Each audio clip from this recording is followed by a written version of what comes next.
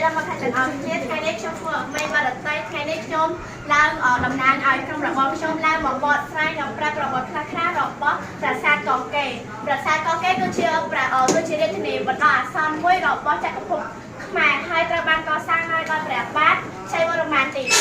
hơn cha Việt Nam cùng muốn roi mỏng thay mỗi đó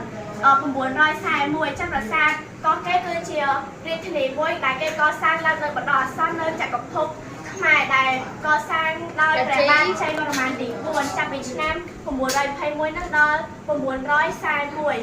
hai phần xa có cái Brittany này miền chua than lớn bộ rạc nằng chia ti cần lái sầm náo thông nằng xa lắm bạn đó lệnh thô lô cho prasad có cái khâu đến ca máy nó cái hai chia Brittany đại miền Brittany chua than lớn bộ rạc hay nằng chia ti cần lái sầm náo môi thông nằng miền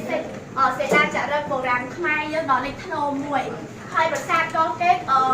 prasad សំខាន់បំផុតគឺប្រាសាទប្រាញ់ដែលមានរាងតូច2រំមេតខ្ពស់ប្រហែល45ម៉ែត្រឧទ្ទិសដល់ព្រះឥសូរចំប្រាសាទក៏ប្រាសាទសំខាន់គឺប្រាសាទប្រាញ់ដែលមានកម្ពស់35ម៉ែត្រហើយដែលមានប្រាសាទក៏គេគឺមាន7ជាន់ហើយគេកសាងឡើងដើម្បីឧទ្ទិសដល់ព្រះឥសូរនៅក្នុងក៏គេក៏មានសិលាចារឹកជាង73ផ្ទាំងបង្ហាញពីជីវភាពមនុស្សប្រមាណជាចំនួន 10000 នាក់និងព័ត៌មានអំពីការកសាងប្រាសាទការគ្រប់គ្រងនិងជំនឿសាសនាអញ្ចឹងនៅក្នុងប្រាសាទក៏គេបានក៏មានសិលាចារឹកចំនួន73ទាំងដែលបង្ហាញអំពីជីវភាពរស់នៅក្នុងនាសម័យប្រាសាទក៏គេហ្នឹងហើយក៏បង្ហាញពីជីវភាពរស់នៅរបស់ប្រជាជនចំនួនប្រមាណ10000 នាក់និងព័ត៌មានសំខាន់ពីប្រាសាទកងកេរហើយទាំងអ